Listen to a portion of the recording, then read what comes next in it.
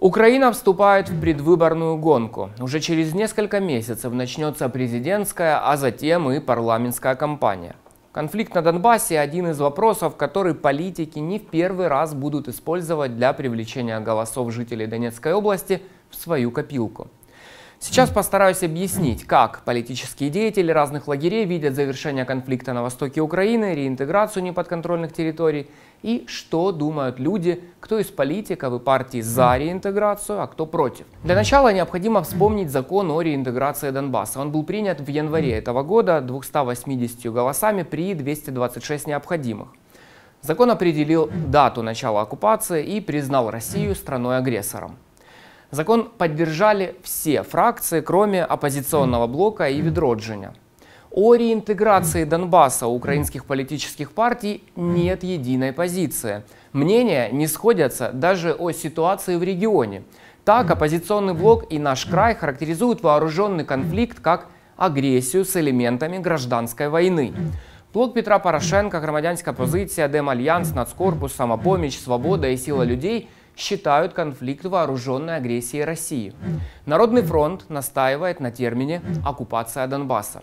При этом ни одна из политических партий не верит в эффективность прямых переговоров не только между Киевом и Донецком и Луганском, но между Киевом и Москвой. Об этом говорят данные еженедельника «Зеркало недели», журналисты которого провели собственное исследование. Ни одна из упомянутых партий не поддерживает военный механизм возвращения неподконтрольных территорий. При этом никто из партий не настаивает на исключении России из нормандской группы. Хотя положительно оценивают деятельность нормандской четверки только блок Петра Порошенка. В президентской фракции выступают за сохранение действующего состава Нормандии. Остальные партии выступают за включение в переговоры представителей Соединенных Штатов, а такие партии, как Демальянс, Нацкорпус и Свобода, предложили включить в переговоры еще и Великобританию. БПП и Сила людей назвали Минские договоренности безальтернативным условием восстановления территориальной целостности Украины. Опоблок высказался за коррекцию договоренностей. Громадянська позиция, Самопомощь и Свобода вообще настаивают на отмене Минских соглашений, считают их неэффективными и не соответствующими Конституции. Батьківщина и радикальная партия Олега Ляшко высказываются более жестко и предлагают вернуться к Будапештскому меморандуму. Особый статус отдельных районов Донбасса открыто не поддерживает ни одна политическая сила. Громадянська позиция, Демальянс, Наш край, Самопомощь, Свобода, Сила людей и БПП считают, что выборы на временно неподконтрольной территории возможны только после прекращения боевых действий, отвода войск, установления контроля над границей и возвращения украинской власти. Оппозиционный блок выбирает полную демилитаризацию региона и введение миротворцев, на которых будет возложена функция контроля над границей. Громадянська позиция, Демальянс, Национальный корпус, Самопомощь и Свобода выступают за то, чтобы после деоккупации жителям некоторых районов Донецкой и Луганской области было запрещено голосовать и избираться на любых выборах. Большинство политических сил выступают против амнистии не только в отношении фигурантов тяжких преступлений и участников незаконных вооруженных формирований, но и в отношении членов руководства оккупационных структур и даже организаторов тех самых незаконных референдумов. Партийные позиции здесь теперь понятны. А вот что украинцы думают о партийных предложениях, о том, какая партия, по мнению людей, выступает за или против реинтеграцию, говорит статистика, собранная Кальмиусской группой. Мы выбрали лишь несколько самых крупных политических игроков. Украинцы выделяют топ-3 партий сторонников реинтеграции Донбасса.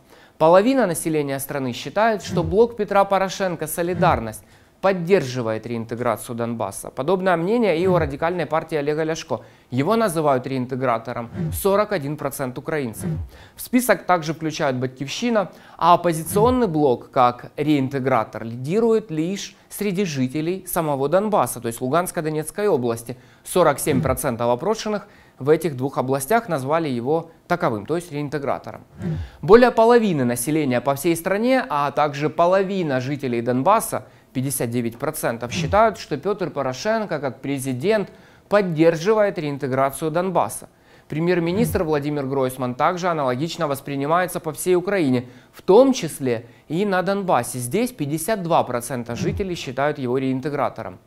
Однако в тройке сторонников реинтеграции также наблюдается разница. Половина украинцев, 52%, считают, что Юлия Тимошенко поддерживает реинтеграцию Донбасса, тогда как сами жители Донбасса чаще называют Юрия Бойко, 50%. О самом законе о реинтеграции люди также очень мало осведомлены.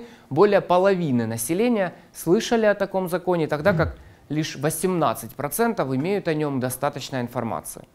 Реинтеграция остается целью, но сроки достижения и механизмы реализации пока не ясны. Однако выборы могут изменить ситуацию, и политики, осознавая ответственность за целостность страны, предложат в своих программах реалистичные модели возвращения Донецка и Луганска, которые будут опираться на мнение большинства украинских граждан.